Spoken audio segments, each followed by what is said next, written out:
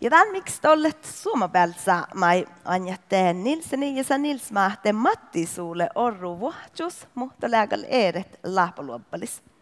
Ja ne Matti suule kalka juoikat ets niitä pirhinger maja, kille ies peanno jahkaa satjan hutkan dan luodi, ja Matti suulella tantasto manjel tievasmahtan.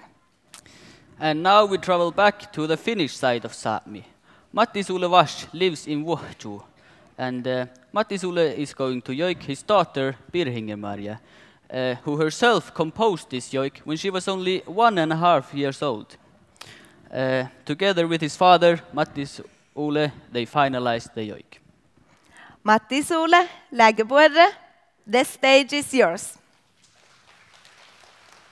Hello, hello, hello, hello, la la la, hello, hello, hello, la la la, hello, hello, hello, la la la, hello, hello, la la la, hello, hello, hello, la la la, hello, hello, hello, la la la, hello, hello, hello, la la la, hello, hello, hello, la la la, hello, hello. La lo lo lo lo lo la la la lo lo lo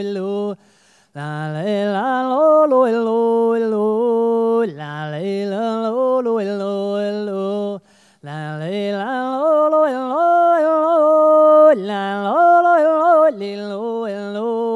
la la la lo lo lo la lo lo lo lo la la la lo lo lo la la la lo lo lo la la la lo lo lo la la la lo lo lo la la la lo lo lo